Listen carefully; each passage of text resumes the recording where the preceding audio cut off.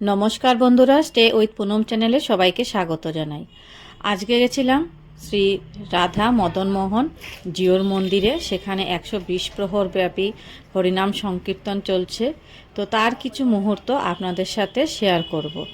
হরিনাম শোনাটা সত্যি খুবই ভাগ্যের একটা বিষয়। তো সব সময় তো সেটা হয়ে ওঠে না। তো মন্দিরের প্রথমেই যে রাস্তাটা, সেই মেইন রাস্তাটা খুব সুন্দর করে লাইটিং করা হয়েছে, খুব সুন্দর করে সাজানো হয়েছে।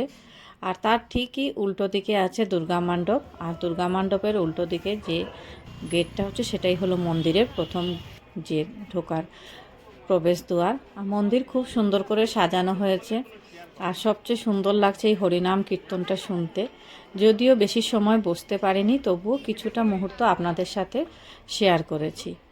আর এদিকে ছিল অফিস ঘর বানিয়েছে, যে প্রসাদ যেটা আমরা কিনে থাকি সেটার জন্য এখানে কুপন করা হয়, কুপন কাটা হয়। আগের দিনও কাটা হয় আর পরের দিন সকালবেলাও কাটা হয়। কিন্তু মোটামুটি 10টা থেকে 11টার মধ্যেই কুপনটা কেটে নিলে ভালো হয়, না হলে অনেক সময় শর্ট পড়ে যায়। এখানেও গৌরনিতাইয়ের যে ফটো ফ্রেম মূর্তিগুলো রাখা হয়েছে। তো প্রথমে চলে গেলাম প্রণাম করতে। তো এখানে সিঁড়ি দিয়ে গিয়ে প্রণাম করলাম। আগে প্রণাম করব কি, সেখানেও ভিড়, ঠেলাঠেলি হচ্ছে।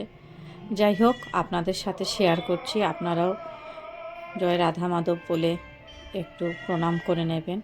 আর এখানে কীর্তন চলছে। তো কীর্তনে বেশি বসতে পারিনি, কারণ অফিস থেকে এসছি, খালি একটু সময় বসেছিলাম। তো আপনাদের সাথে শেয়ার করলাম।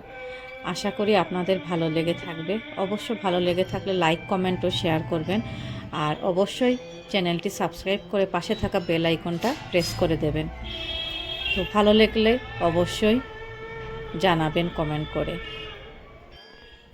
আর ঠাকুর প্রণাম করে একটু চরণামৃত নেব, কিন্তু সেখানেও ঠেলা ধাক্কা হচ্ছে। তো যাই হোক, আমি মেয়েকেও ডাক দিলাম যে তুই একটু চরণামৃত নিয়ে নে।